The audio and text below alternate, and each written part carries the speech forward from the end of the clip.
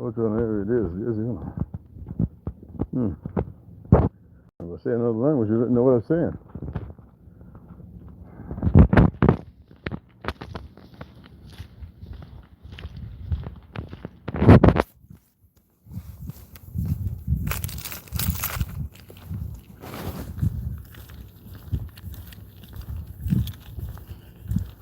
Okay, here's got me. Whew.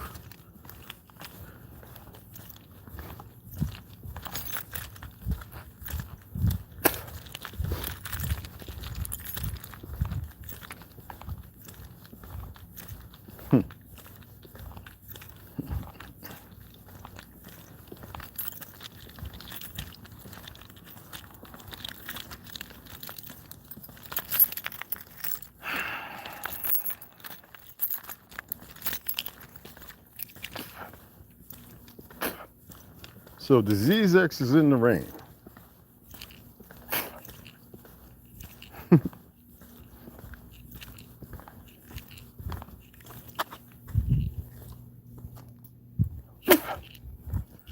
Let's see.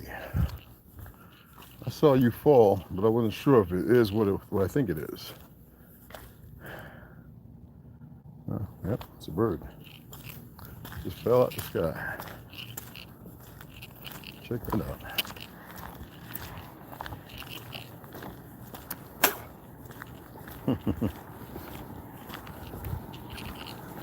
Rondo, what's going on? Hey, is it raining over there? Yeah, rain ain't supposed to stop you from getting that important walk. Because most times, you know, we don't. I would say out of a day, a lot of us, and I ain't talking about people standing at, you know, retail, working a register, running back and forth a few times. Most of the time, we don't move about 90% of the movement we should have in a day. We don't. Not walking around the house or, you know, this, that, and other. We should really be involved. And like me, I'm gonna walk for about 20, 30 minutes, right? And then I'm up and down the stairs, you know, at least a minimal, anywhere from 20 to 100 trips up and down the stairs. Sometimes I purposely run up and down the stairs because I know the benefit of it. Not so much that I run, that I mitigate it. You know, sometimes I'll be like, I can grab everything, take it with me, but I'll make it 4 or 5 trips. And then in that moment, I'll sit there and go, let's get up these stairs a few times, you know? Then I'll come outside and, you know, and then there are times when I'm out and I'm walking about and conversing with people, you know, I'm not even getting to 90% of the movement. Well, I do actually, but not per se as far as walking. And a lot of times, a lot of us don't know how to walk properly anyway. We lazily walk. Like when I was running, I never thought about the fact that I was supposed to be running on the balls of my feet. Ergo, not heel to toe. We lazily run. And then we think all those muscles are working when they are not. You know, it's like when you're lifting weights and you do compound movements, right? You're using the bigger, and not the small fiber, you know, the small twitch muscles, using the big ones. And that's where a lot of injuries come from. So a lot of times we won't warm up, you know, we won't go out and walk. You know, when I was boxing, I remember we used to stand in the prone position like this. You see what I'm saying? And we stand like that anywhere from 1 minute to 3, even to 5 minutes, to stand there. This is no weightlifting, no nothing. We didn't get no road work yet. We're just standing like this. Just like this. See how I'm standing? You see the cat hairs is crazy, right? But you see how I'm standing? This is how we stand. And we lean back. We don't lean forward. We get that 50-50. And we wait for the bell. You know, the bell goes off, boom, and then we wait for the buzzer. You know, when time is up. We hand our hands in front of us. We stand there. This is not even do with endurance. Then we start working on the shadow, how to step to the left, you know, when you back your feet like this, you know, and how to step over and pivot. You know what I mean? Moving forward, you know, back, working those little small muscles, right? And then we start working on the right cross, you know, the hook, you know what I'm saying? The jabs. And when you hit the jab, you lean, you turn into it, you know, you throw it all the way out, you know, even from this side. Same on this side, you know, and everything squared. You see what I'm saying? Even that, shoulders were getting tired, your hip flexors are sore, and we're like, dang, man, we ain't even hitting on the bag yet. When I first started boxing, I didn't hit on a heavy bag for about a year. It was between 9 months to a year. No, I was doing pad work, going out there running. First they want to see you on the 440, you know, the 20-yard dash, the 440 and all that. Then it was, let's go get the miles. And you didn't know how long you ran. You just put on a Pumas, no, Converses, really. Converse and Chuck Taylors. You know, Chuck Taylors are pro cats. I always wore pro cats, but. And we go out there, because pro cats wasn't really rounded. It was kind of squared. So you had some movement in your toes. And we go out there and we run. And I'd be surprised. Someone, yeah, we just put in 3-5 miles. And they'd be like, okay. And then we're going to do that every day. Whew, what? So, this is an analogy, right? I learned in the military. All right, check it out. You know crustaceans. You know, like a lobster or a crab. Somebody had asked me one time, all right, and I remember that analogy. He says, you know, you ever see how big the lobsters get?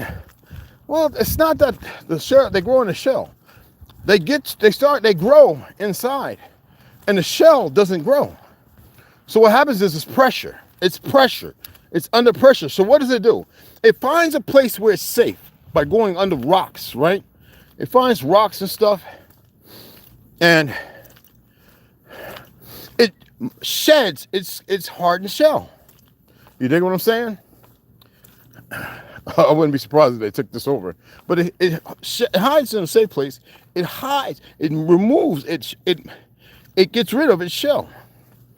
Then it grows a new shell, and it's bigger.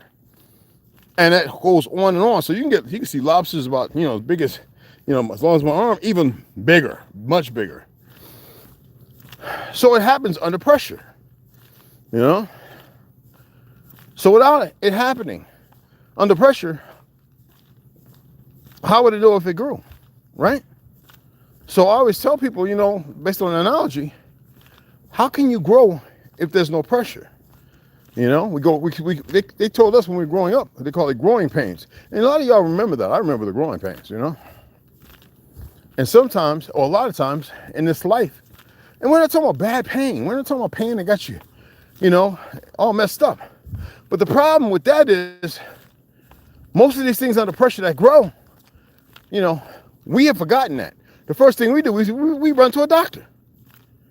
If you always run into a doctor to medicate it, then you'll never break free under pressure and have real true growth. You dig what I'm saying? So under pressure is very important. And we're not talking about force precepts of pressure like when I was training for the special forces, right? And even though what happened, you know, I still trained. But I knew from everybody who had part of my training at that time, they said, never train till you believe you reach your limit. Because see, in training, they'll see how good you are and they'll push past that to see how much you can take. Because you get them gazelles and everything else. So I always never downplayed myself, but I never allowed myself to go to what I believe could be the end. I always wanted to believe that there was no end. So, and there is a change of diet, a change of everything, regardless of the poisons. You know, I remember in the 80s when we started singing Acid Rain, Acid Rain. My pappy and them was like, we never had no rain like this. They would clearly state that. You know, today we have to look beyond that. We can't consummate a relationship with the narrative being laid before us because it means it's pressure. We must overcome it. Some of us might not make it, but the rest, we have to overcome it. You know? How many of you smoke cigarettes? And you knew you had to quit. It wasn't so much that the cigarettes were bad, it was what they were putting in it that was the problem. They make you want it more. I know that my greats would say, man, we could put, you know, there'd be days we didn't smoke a pipe, a tobacco pipe, for years. I'm like, how the hell, man, when I was smoking Newports and Cools, Marlboro was my thing, but man, every time I turned around, I had to have a coffee or some tea. It was like they all go together. It's like I wake up before I brush my teeth, lit a cigarette, and went and made my coffee. Like, for real, y'all. But how did you stop? The pressure. I says, man, if I can't make it through this, I can't make it through nothing. Even now, you know, it's pizza and ice cream and donuts, you know, cakes on my mind. Not as things were before. I've changed a little bit. I can't say what it is, but no, not at all. I know it because it's part of this existence. But will I eat one again? Nope. That I can guarantee. I would not, if I'm with people and we're gonna stop at this pizzeria, we'll have at it. I pretty much signaled that, hey, enjoy. Now, I know there's ignorance out there, and it's cool, but I don't respond after I made a statement.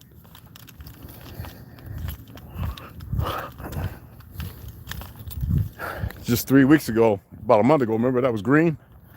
Now all of a sudden, it's starting to get a little, well, you can see it's done browned up pretty much. Still green patches. Oh, 3 weeks ago, a month, yeah. So, pressure though. And we mistake pressure as it being something bad. Y'all know that analogy I put up there about the butterfly. You know, the caterpillar, it's a cocoon.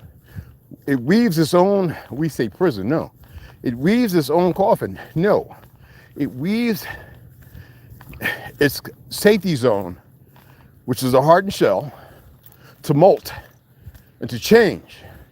And in doing that, it is much bigger, that pressure it must come out of. And if it doesn't, it dies.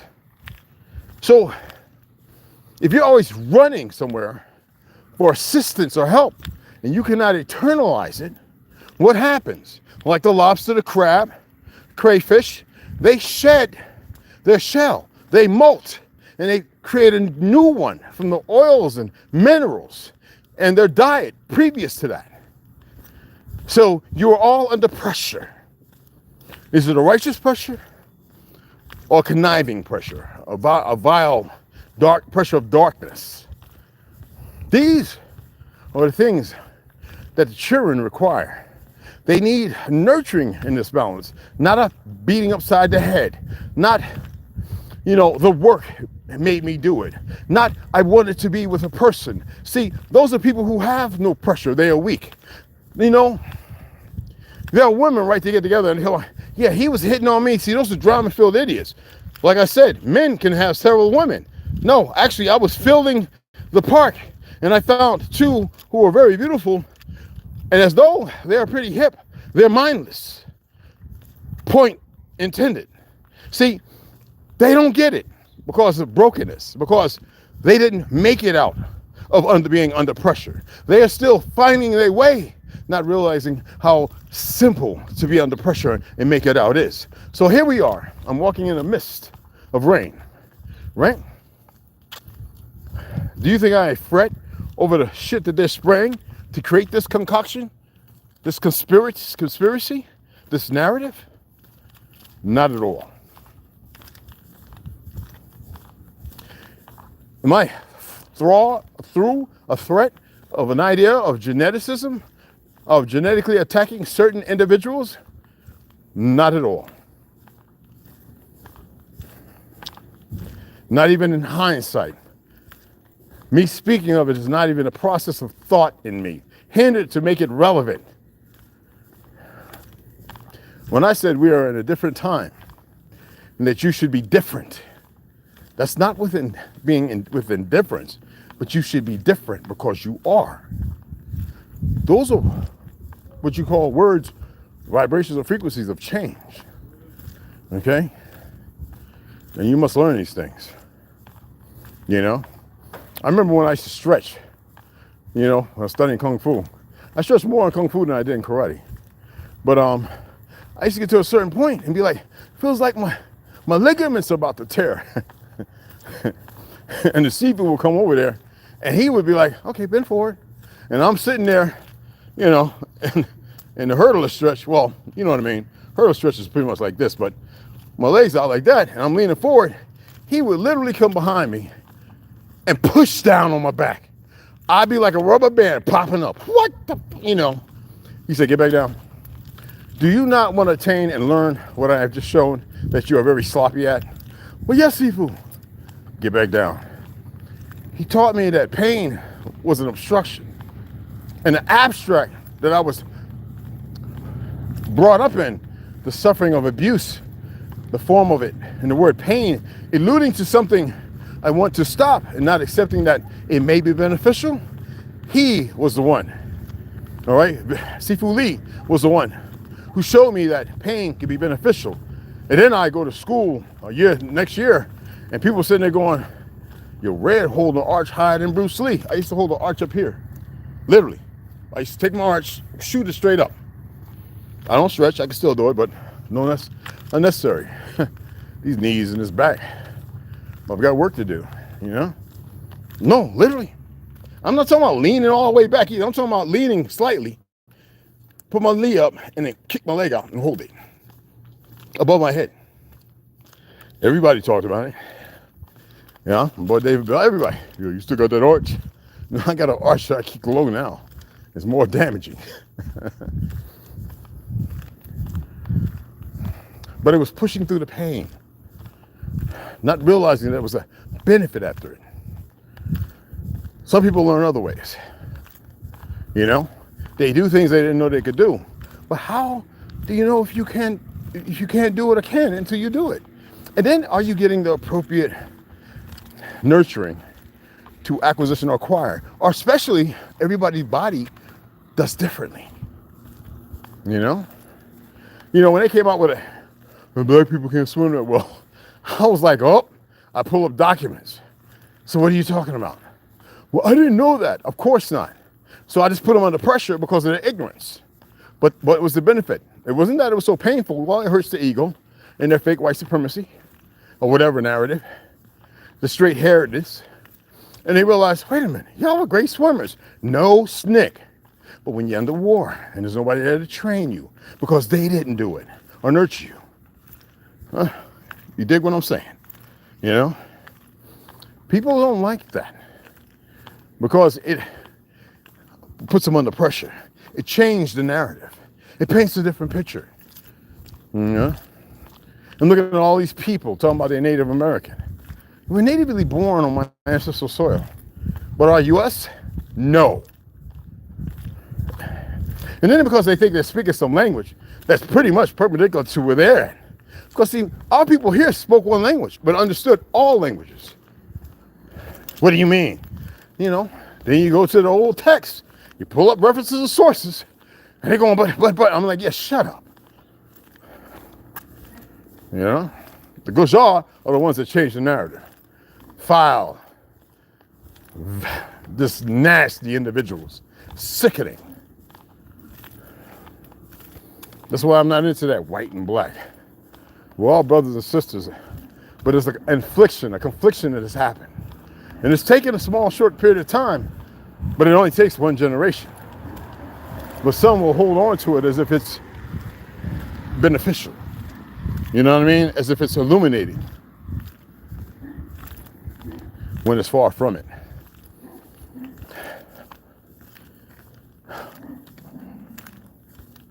I want to run so bad. But with these little toe shoes on I got on, I ain't running them. Be best thing to run in, but no, not these ones. The other ones are actually separate on my toes. Because y'all know my big toes, I don't have no cartilage between my toes. Well, I think it's growing back, but I don't fret or worry about it. You know one thing, if I put it up your behind, now I became violence. It won't bother me as much as it'll bother you.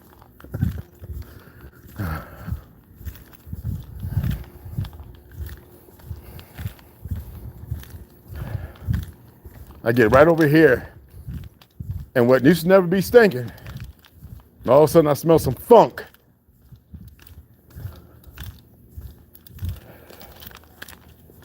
These niggas chemically. Look who's in the window. Oh, he's jumping down. He will stay there until I return. He won't eat. He won't drink. He will not pee nor poop. He will stay right there. Come in, Baba. Don't want to be out here too long. I think I got enough of that poison. Was that you going meow, meow, meow, meow, meow? Anyway, let me go make my juice, guys. I just thought I'd take you off, put me on a little walk. Maybe some of you are walking on this so-called Sunday. Hey, what's up, Papa? Okay? Yes, I hear you. No, man, I'm not. No, don't rub between my legs, man. You got all that hair on me, bro. I'll get you. Hey, there we go. Yes, man. Give me that belly. Give me that belly. Yes, man, Papa. Oh, you need me with them palms. No, don't rub against my leg, man. I gotta get that brush out, boy. I know you hate it, but I gotta get it out. Anyway, let me go make my shake. Well, actually, I'm gonna have a half hour before because I didn't soak my chia seeds like an idiot. All right, let me get these things out and soak them. I'm gonna soak them for a half hour. Once they soak, I'm gonna put together my juice, chia seeds. Okay, put together my juice, which I'm gonna be using. Let me show you all, so I know some of you might be curious. So I'm gonna use that. Let me get my flaxseed out. So I've got a whole nother bag of Spectrum flaxseed. That's a tablespoon of soap. I got to soak those together, because flaxseed creates an oil that's very good and beneficial. Okay, and where's the coconut water? Bada boom, bada bing. Okay, and I'm gonna show y'all something else too, but I got to pick them up. Where's the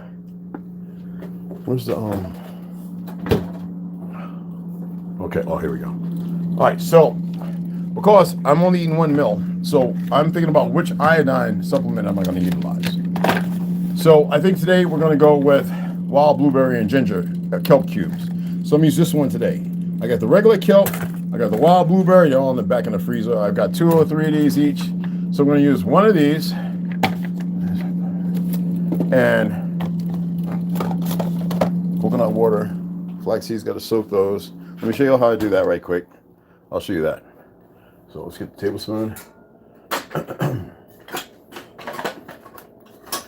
Shit, did I take it upstairs? Oh, it's right here.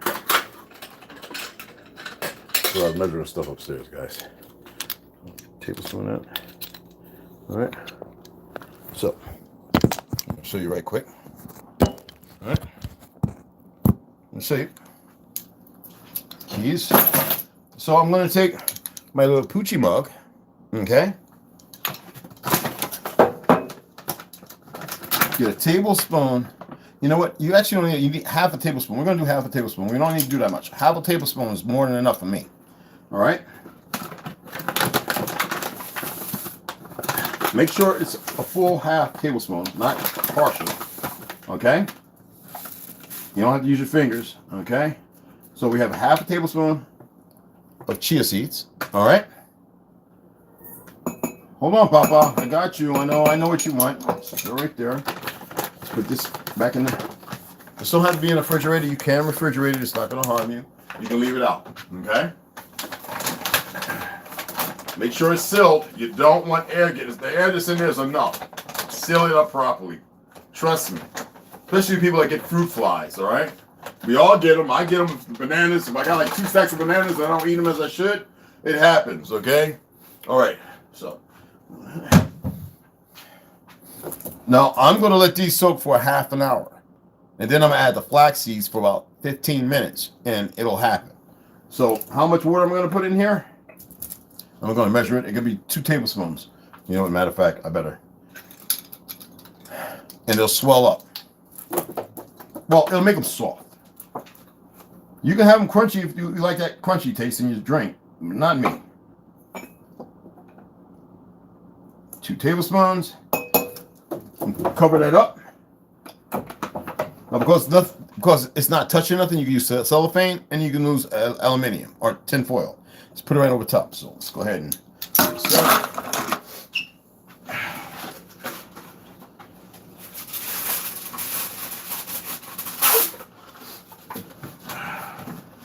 you want, you can put a piece of if you want, you can put a piece of parchment paper over it and put a plate. All right, unless you got a cat or something that can knock everything down. So I'm gonna take this on the dull side, not the shiny, and just like that, for exactly in half an hour. It can go longer. You can leave it in for an hour or whatever. It doesn't matter. Now that water and those chia seeds, you're going to use that. Okay, that's why I put 2 tablespoons, and you'll see the difference. But like I said, in about 30 minutes to 40 minutes, I'll come down. 30 minutes, 35 minutes. Let's give or take. I'm gonna add about a half a tablespoon right to that and stir it in and let it sit for another 10 minutes. Okay. And then we'll take the coconut water. No cinnamon. Cinnamon's not good in everything, okay? We'll take the cube, all right? It's going to be about 8 ounces of coconut water. You can go 7. See, now you got 2 tablespoons of water in the chia seeds. And I'm going to add this as well.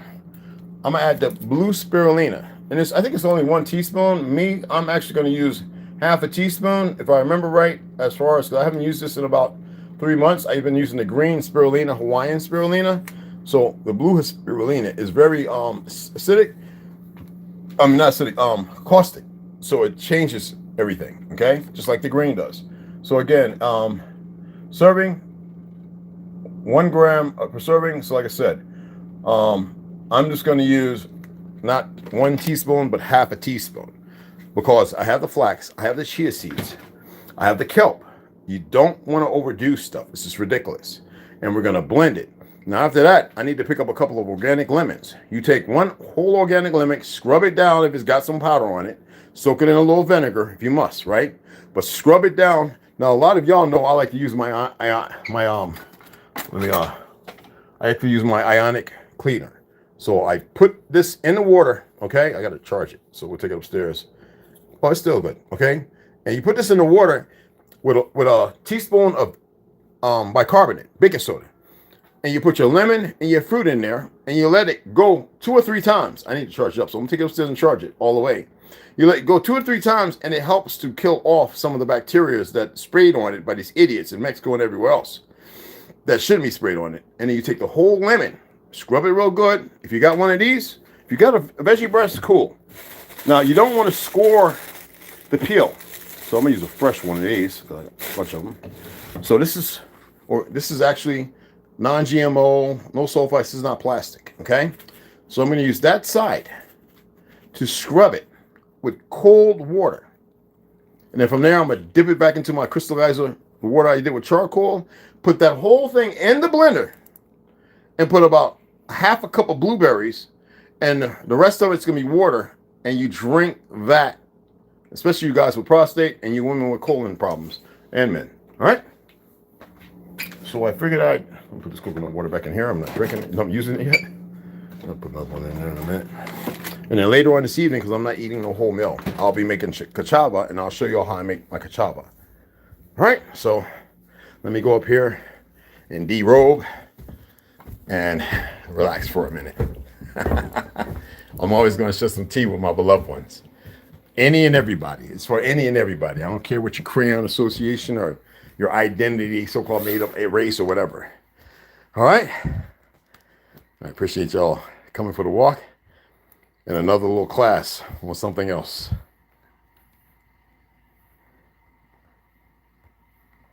It was another